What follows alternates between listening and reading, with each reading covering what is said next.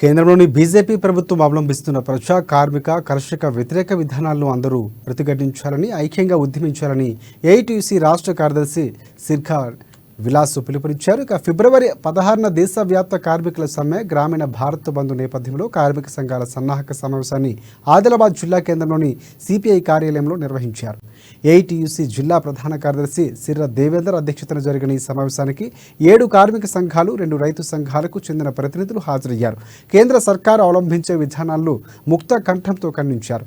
కేంద్రంలోని బీజేపీ సర్కారు అనుసరిస్తున్న ఈ విధానాలను తిప్పికొట్టాలని, మోదీ ప్రభుత్వ వైఫల్యాలపై ఛార్జ్ షీట్ను ప్రకటించాలని డిమాండ్ చేశారు. ఫిబ్రవరి 16న నిర్వహించతలపెట్టిన దేశవ్యాప్త సమ్మెలో ప్రజా సంఘాల ప్రతినిధులు, కార్మికులు పెద్ద సంఖ్యలో ఉత్సాహంగా పాల్గొనాలని పిలుపునిచ్చారు.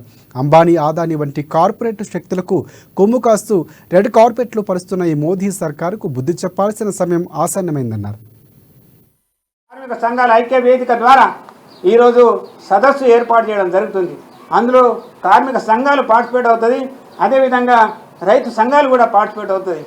ఈ రైతు సంఘాలు కూడా ఈ రైతుకు సంబంధించినటువంటి 3 నీళ్ళు చట్టాలు తీసుకురావడం జరిగింది. రైతులను యూపీలో ఒక మంత్రి కుమారుడు తన వెహికల్ కింద 7గురిని చంపితే ఈరోజు మట్టు కూడా బీజేపీ ప్రభుత్వము ఆయన మీద ఎటువంటి చట్టపరమైన చర్య తీసుకోలేదు, ఆ మంత్రిని తొలగించడానికి కూడా జరగలేదు.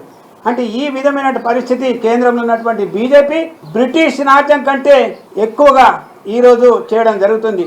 బ్రిటిష్ వాళ్ళని తరిమిన వాళ్ళు ఎవరు? భారతీయులే. ఈరోజు